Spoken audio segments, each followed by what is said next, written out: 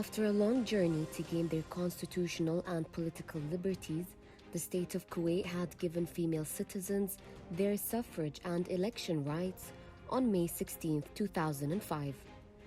The Kuwaiti woman was able to prove, through a record full of achievements, her leading an active role in the development process witnessed by the country in various social, economic, political, and other fields.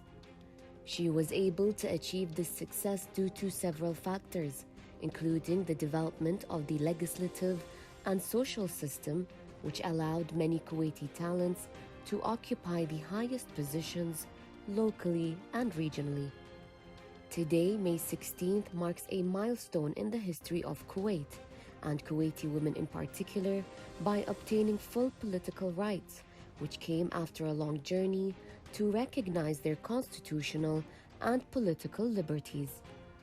In 2005, the National Assembly's Abdullah Salim Hall witnessed a historic session that ended with the approval of 35 against 23 MPs to amend Article 1 of the Electoral Law and passed a bill that gave women the right to vote and to stand as candidates in the legislative and municipal elections.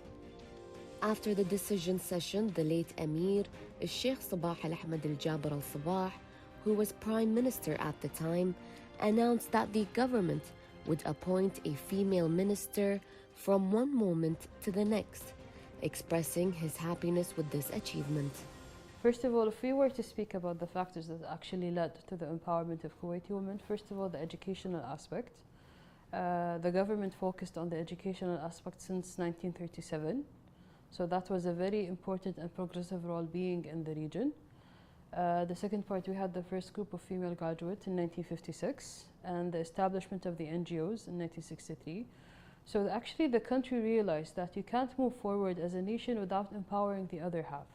Of course, there were challenges across the way in terms of the social norms and the customs, but at the same time, the root cause of the entire thing that actually led to the awareness and the empowerment of Kuwaiti women was the education, the understanding that you need to include both genders. At the same time, it's the core belief that we are a democratic country and we believe in women's rights as a system, and not to mention the fact that it was mentioned in the Constitution.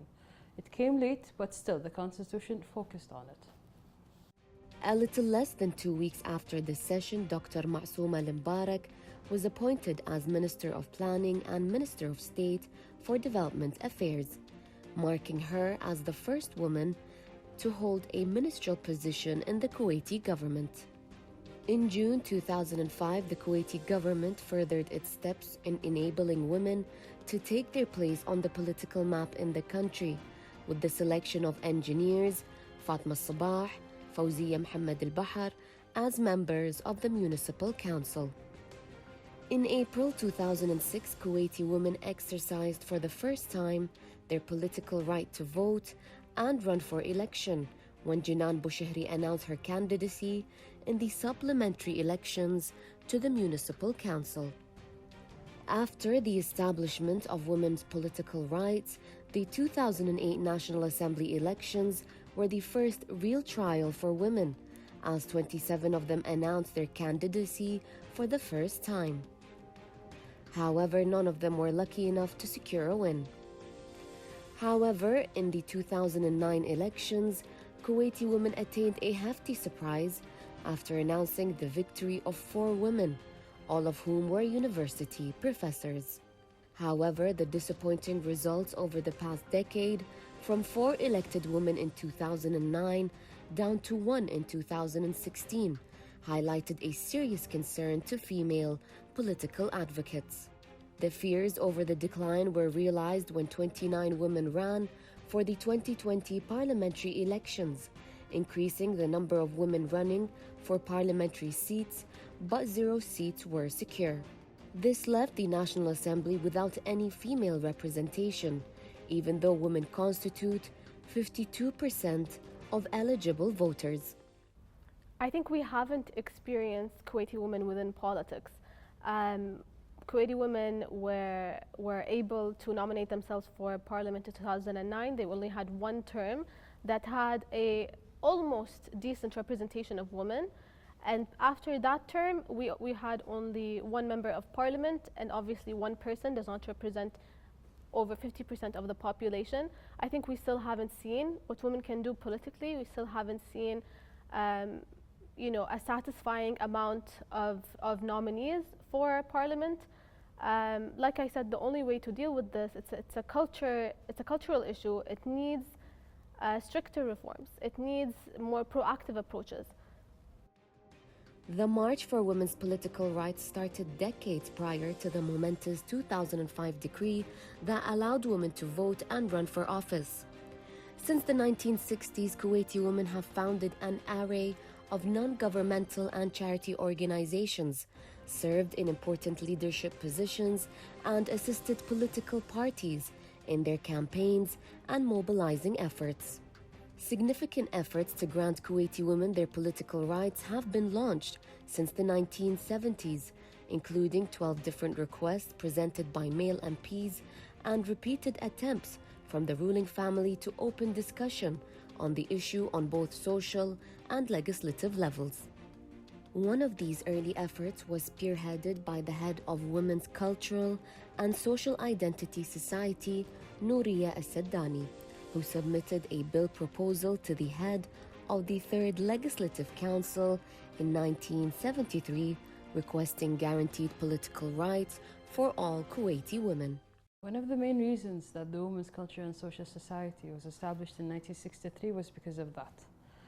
But the WCSS understood that you can't have your political rights until you are educated. So, the establishment in 1963, you had a group of young female graduates who wanted to empower women, but they couldn't do that with the percentage of illiteracy among women. Many of them were not educated, they could not be able to read and write.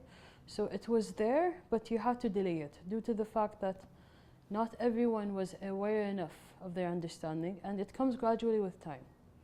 So I think this is one of the key factors, and not to mention that the parliament tried to grant women's political rights through time, but it kept on going back and forth until we got it in 2005, and not to mention the rallies and the protests, at the same time the conferences and the agreements that Kuwait signs to empower women at the same time. So I think it's a mixture of both the parliament and the government, and of course the root cause of everything is the society that wanted that. The proposal was fiercely discussed in the Assembly and rejected following a number of heated sessions.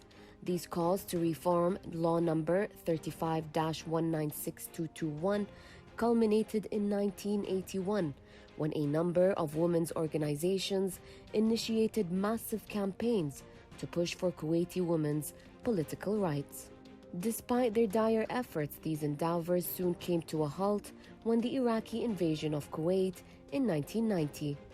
Over a short period of time, Kuwaiti women shattered persistent stereotypes of passivity and incompetence and rose to the forefront as a result of their incredible acts of heroism and sacrifice during the Liberation War. Following the liberation, there were louder calls for more women's representation in the political life of the country. Undeniably, Kuwaiti women began to assume leadership positions as Dr. Rasha Al-Sabah became the first woman to hold the position of Undersecretary for the Ministry of Higher Education in 1993. In the same year, Nabila Al-Mulla was appointed as the country's first female ambassador and made history by becoming the first woman ambassador from the GCC countries.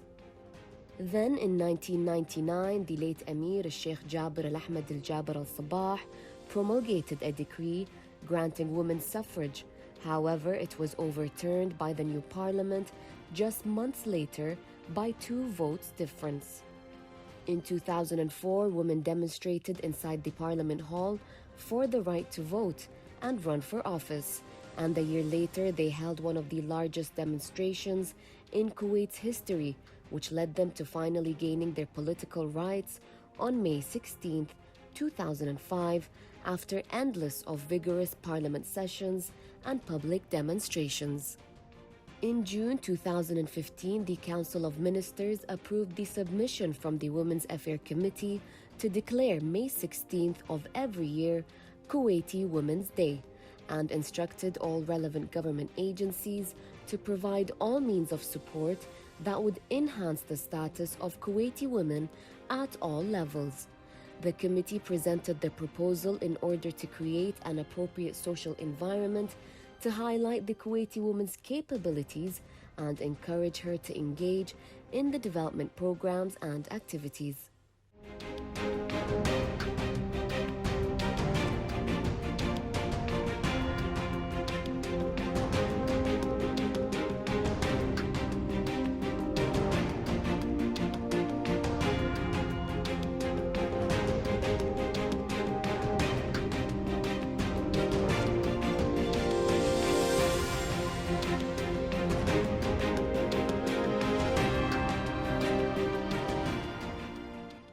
Despite the heavy burden on women carrying various responsibilities as wives, mothers, and hardworking employees, they have proven their effective role in developing Kuwait's progressive march.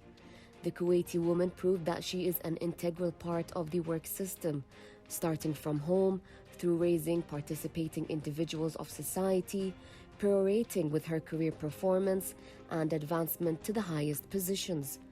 The high educational level that Kuwaiti women have achieved through educational attainment or training courses and other methods that contribute to the refinement and development of their capabilities are clear and unmistakable.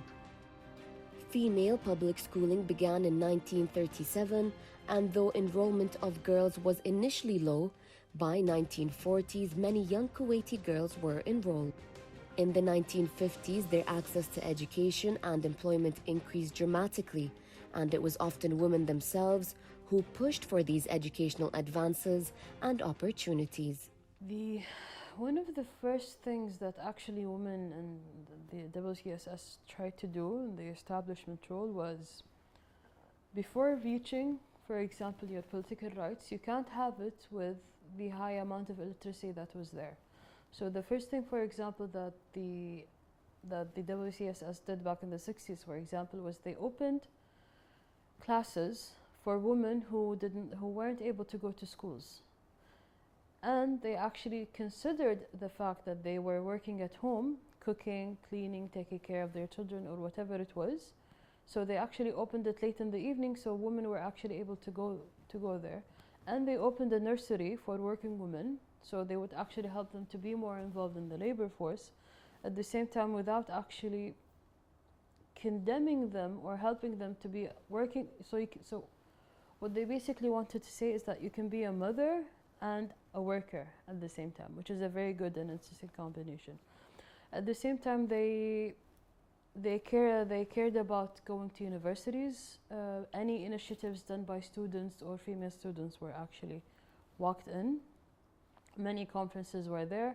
Any form of discrimination in the workforce and the job vacancies was there. So we make sure as much as we can that the gender equality principle is applied in all of the working factors. And we encourage women more to be more involved, such as women in the security, especially when female officers were accepted for the first time. That was a very big step. Women being involved in the political sector, that was a very important thing. At the same time, now we're looking for more opportunities to discover them with initiatives, offering studies, working with different student unions, at the same time research centers. Whatever it is there to actually empower women, we're making sure we're there. Al Ghabliya School for Girls stands as a symbol of the first stages of girls' education in Kuwait, which began over 76 years ago. Though it was not the first girls' school, it was the first to adopt modern education approaches and curriculums. The school is named after Al-Qibla district where it was located, and the two-story building was built of mud bricks and wood and had 3 gates and 2 yards. In the academic year 1954-1955, the school started teaching English as a second language, and the then Department of Education was providing students with their needs, such as stationery and clothes. All considered given the high level of female literacy in the country and their growing roles in the labor market, in particular in the formative field of education, women empowerment in Kuwait may be slow but is steadily progressing. I think we also need to address laws that prohibit women from choosing certain career paths or progressing within certain career paths. For example, we have laws in Kuwait that prohibit women from working late hours. They prohibit women from extraneous work, for example, engineers. There was recently an incident within the newly graduates of mechanical engineering where they could not find jobs within the government sector because it was considered difficult work, hard work, and by law they could not work these positions and were discriminated against. So I think it's very important to look into these laws, change the laws that are holding women back, but also implement laws that would make discrimination illegal, whether it's in the workplace, getting hired, getting promoted, or when it comes to funding, like getting loans or getting grants. Though women in Kuwait have seen their long history of official political and social activism bearing fruit, they remain vigilant and hardworking to push further and gain more liberties and equality. Today, women make up 70% of university students and 40% of the Kuwaiti workforce. So if you look at the reality that we're in, where women make up 70% of graduates, they make up a large percentage of STEM field degrees, they make up a large percentage of higher education. But when you look to translate that within the workforce, we see that they only represent 40%, and even worse, in decision-making positions, they represent around 10%. So clearly, it's not a matter of qualification. It's not a matter of they're not good enough, they're not qualified enough, they don't want to take these positions, they do. So we have to look into why they're not allowed. Why are they not reaching decision-making positions? Why are they not climbing up the company's ladder? Clearly, there is a systemic issue of discrimination. There's a systemic issue of prohibiting these women from expressing themselves within their careers. And the glass ceiling is very real in Kuwait. I think it's a lot lower than many other places. They also have a strong presence in all professional fields, including education, medicine, business, media, banking, and the public sectors. The employment rate of women in Kuwait is the highest in the Middle East and North African region, and Kuwait is also ranked top among all Arab countries in the Human Development Report's Gender Inequality Index. I think Kuwaiti women bloomed creatively and economically despite the conditions. Kuwait does not have a very fair market for women to participate in, and I think despite that, Kuwaiti women have shown resilience, they've shown persistence, and they have achieved so much, but they shouldn't have to show resistance, and they shouldn't have to be so persistent to pretty much get the same opportunities as men would. We need to help create a fair playing field.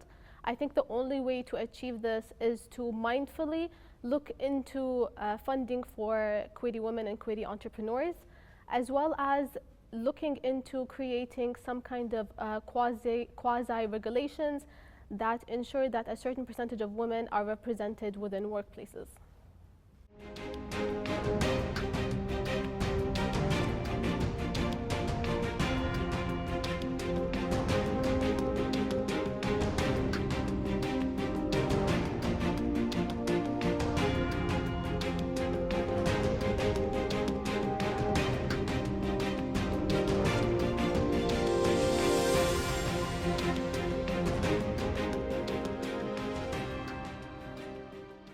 While Kuwaiti women celebrate their Remark Day, they proudly recall the role of Kuwaiti women during the Iraqi occupation following the invasion on August 2, 1990. Women's activism was put to test during the 1990 invasion, and the courageous role of Kuwaiti women during the occupation is a shining example of valor and patriotism demonstrated through their resistance of the Iraqi invasion, which resulted in the martyrdom of 83 Kuwaiti women, the first of which was martyr Sana al-Fodiri. The first public acts against the occupation were demonstrations, mostly with women and children, defying all restrictions and prohibitions, carrying banners and photos of the late Emir, Sheikh Jabir al-Ahmad al-Jabir al-Sabah, and late Crown Prince, Sheikh Saad al-Abdallah al-Sabah. The accounts of life under occupation, the atrocities, and the courage of the ordinary Kuwaitis, transmitted by people like Wafa al-Amir, Suad Hassan, and Asrar al-Qabandi, were critical in keeping public opinion focused on the issue of human rights. In times of hardships, people prosper. Kuwaitis never failed to protect their nation. And not to mention the fact that women in times of crisis, they had to be there and they were there. From distributing food, from hiding guns from hiding weapons in their homes, helping out, let's say, those who were injured from the Iraqis. At the same time, you had many females who actually passed on or sacrificed their lives for the sake of Kuwait, such as Asrar al-Gabandi, Suad al-Hassan, and many, many, many women that I can't remember at the moment, but I think this actually sent a very important message and made us understand that Kuwaiti women were always there in times of hardships, in times of, let's say, how would they call it, in easier times and more relaxed times, but they were there, and they're just like men.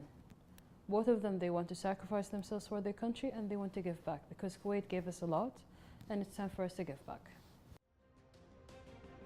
In recognition of their patriotic role and great sacrifice, the Jeddah Conference of October 1990 unanimously voted to grant Kuwaiti women the constitutional right of equality in the decision-making process and equal powers at the legislative, executive, and judicial branches of government. After the liberation of Kuwait from the Iraqi occupation on February 26, 1991, Sara Akbar was the first Kuwaiti petroleum engineer to participate in extinguishing oil well fires that were set by the Iraqi troops before their withdrawal from our homeland. And today we celebrate this historical day in the political life of the country, an achievement and a medal on the forefront of equality, justice, and democracy that characterize the state of Kuwait. This year, Kuwait celebrates this occasion with slogans of solidarity in support of women and to mobilize efforts to stand up to violence and all forms of gender-based discrimination, to further empower them and to prove their evident mark in all fields. The development of countries is measured by the progress of the social status of the women in them. Kuwait is one of these countries raising the sum of women in all fields, and they are protected and honorable according to the Islamic Sharia, the Constitution, and society. Kuwait has a very interesting activities. Okay, Ada Eid, any help us? Okay. Actually, Kuwait is very active on the international aspect, which is something very admiring and interesting to watch, because they signed many treaties, such as the CEDAW Agreement, for example, the human rights treaties, and the Constitution actually applied this and encouraged that at the same time. But, I mean, the regulations are there, which is good, but some laws actually need to be applied more, and some things we need to work on in terms of the social norms and the customs, because sometimes the law is there and there's no discrimination. But the thing is, people are either not aware or we're kind of ruled by the social norms and the customs that actually influence us during the application of the law. So from the government aspect in signing the treaties, we're good on that side and we're very active, but we need to work more on the social norms. The United Nations 2030 Sustainable Development Plan includes articles specific to women, and the state of Kuwait has observed and achieved these goals for Kuwaiti women to assume decision-making positions and strengthen their position at all levels and fields. Kuwait's constitution stipulates that equality in Article 29, which states the following: the people are peers in human dignity and have, in the eyes of the law, equal public rights and obligations. There shall be made no differentiation among them because of gender, origin, language, or religion. Women in Kuwait have experienced numerous progressive changes since the beginning of the 20th century and have since been granted recognition towards ensured privileges in the fields of education, politics, and economic rights. As of 2020, the Global Gender Gap Report Index ranked Kuwait third among the MENA countries for gender equality. The issue of women's rights and equality is further a contributing factor, bringing Kuwait closer to achieving and fulfilling the aims of the Fifth Sustainable Development Goal, which is formally stated as gender equality. The celebration of Kuwaiti Women's Day this year is the first during the reign of His Highness the Emir, Sheikh Nawaf Al Ahmed Al Jaber Al Sabah, who assumed the reins of power on September 29th last year to complete the process of renaissance, construction, and development that the country witnessed after independence.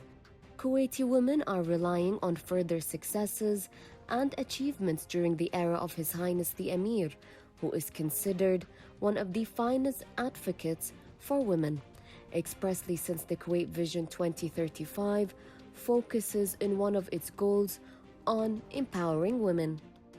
The development plan New Kuwait 2035 focuses on empowering women, indicated in Kuwait signing the 2030 Sustainable Development Goals of the United Nations, the fifth of which relates to equality between men and women.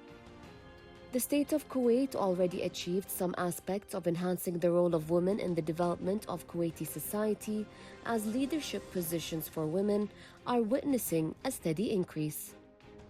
Women's associations in Kuwait continuously work to raise awareness of women's rights and develop programs to demonstrate the importance of their role.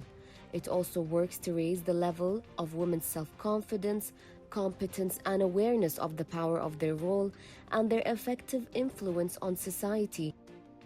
The rollout of the Women's Empowerment Principles initiative in Kuwait was kick-started in the context of the SDG 5 program of the General Secretariat of the Supreme Council for Planning and Development in partnership with Kuwait University, Women's Research and Studies Center, UN Women, and UNDP, including training and information sessions on the principles. Kuwait and its women celebrate their day this year, at a time when the country is fighting a fierce battle to confront the COVID-19 pandemic. Women in Kuwait stood on the front lines among health workers, engineers, and all volunteers to face the pandemic and its repercussions. From the first moment of response to the pandemic, the role of women has emerged as volunteers contributed to the random sweep campaign of the Ministry of Health, in addition to their prominent role now in the vaccination campaign. Food security was another field in which women have proven their worth, in addition to humanitarian and charitable work, which was another gateway for women to contribute to work to address the pandemic, further proving their worth and resilience to the country. Kuwaiti women, long known for their strong role in society, have shown their true courage, spirit, and determination. So first of all, the COVID-19 pandemic is a very unique, interesting thing, and not to mention the fact that it actually influenced the entire world. So every country took it in a very interesting way, and not to mention the fact that it actually questioned the role of NGOs and what they can do in times of pandemic. First of all, speaking on my behalf as a Women's Culture and Social Society board member, they participated in charity. We tried to give back to those in need as much as we can. We spoke about the role of education, especially for the younger ones and their mental health. So I'm glad they're going back to schools now, sooner than better. We try to help out mothers as much as we can. And we also participated in many committees and NGOs and certain campaigns that actually enables us to help the expats, especially in closed areas, and to fight human trafficking as well. The most recent of these achievements, which reveals the leadership's confidence in the capabilities of women, was the appointment of Dr. Rana Abdallah Al Faris as the Minister of Public Works and Minister of State for Communications and Information Technology. Kuwaiti women were distinguished in all fields that were previously preserved for men, and the ambition of women has no limits. They can also assume responsibility, and Dr. Rana Al Faris is the best proof of that. Dr. Al Faris has proven her success in the Ministry of Works by taking advantage of the total lockdown and the partial curfew period imposed by the Council of Ministers across the country to confront COVID-19 in the completion of the work of laying the asphalt on highways and main roads in the country.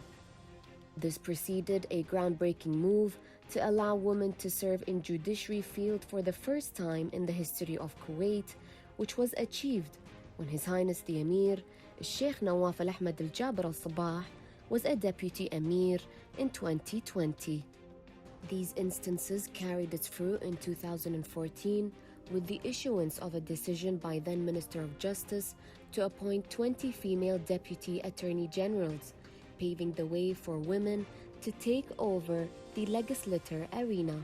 Through their long struggle, women would not have achieved this success without the caring environment represented by the legislations and social system, while the climate of political and economic freedom that Kuwaiti women enjoyed gave great confidence that results in creativity and distinction in various fields.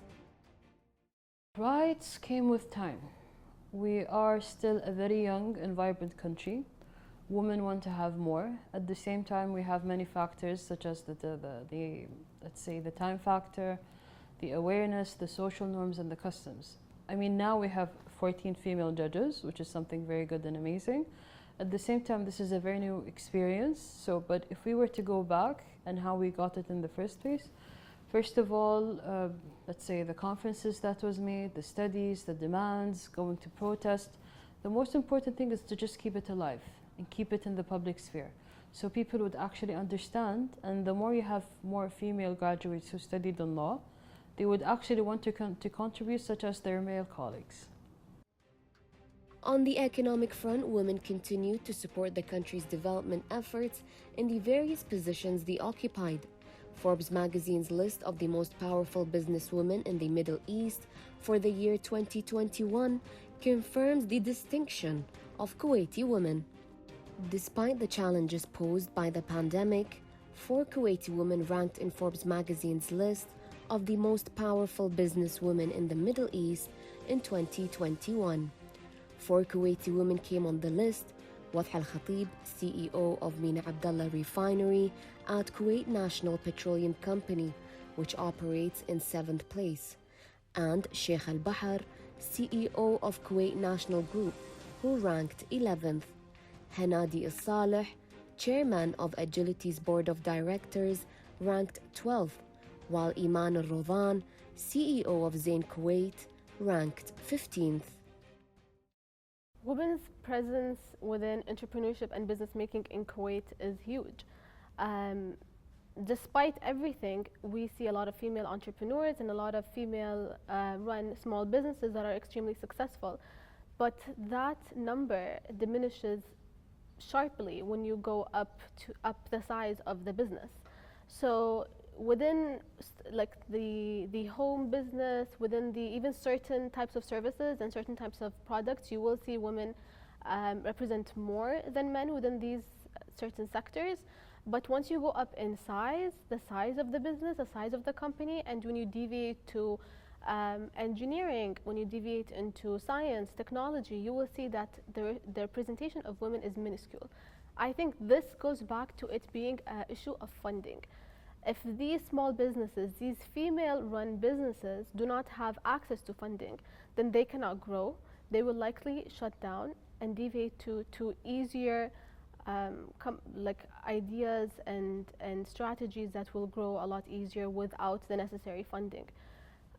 Funding is obviously, first of all, an issue of not having equal access to funding as men because of the cultural issues. I think the only way to heal this is to focus on funding female entrepreneurs.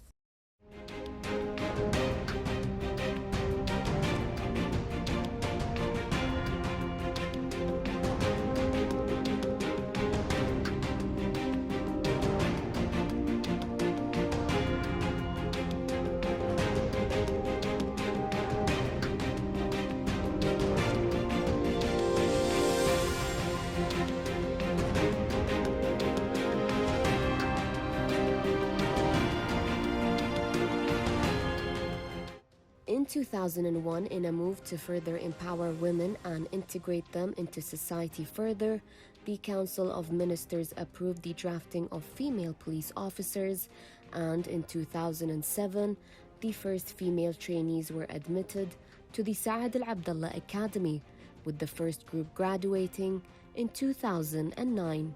The first batch of women police were numbered at 27 members, among them 16 officers with university degrees.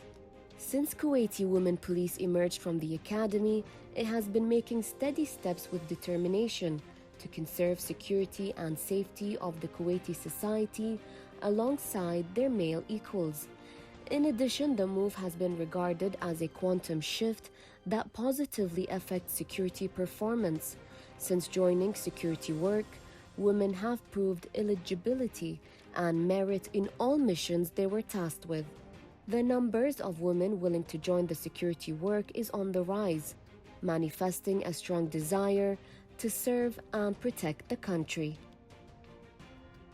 Kuwaiti women spare no efforts in the fields of charitable and volunteer work for women in the context of Kuwait's pioneering role in humanitarian and development work around the world.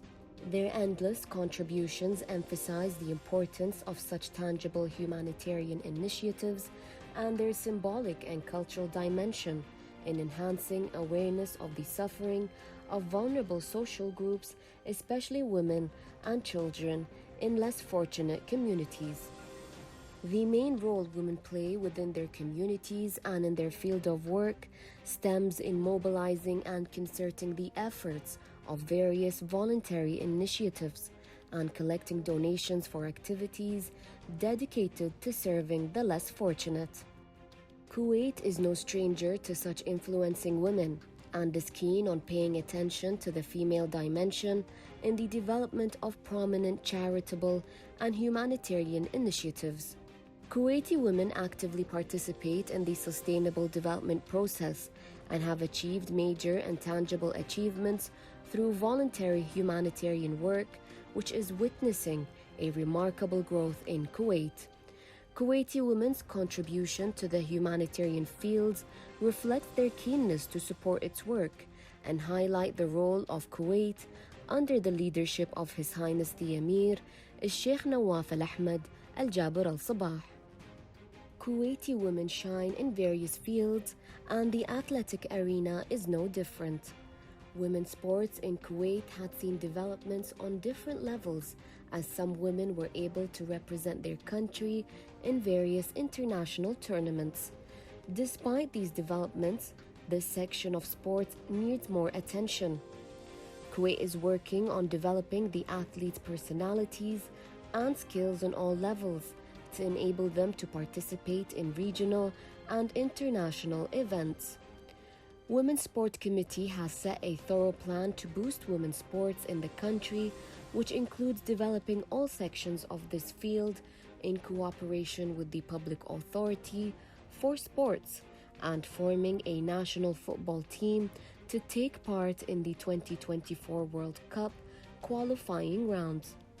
Kuwaiti women also have a distinguished role at the local, regional, and international levels through their representation in international or regional organizations, but there is still a long way to go to achieve what they aspire to.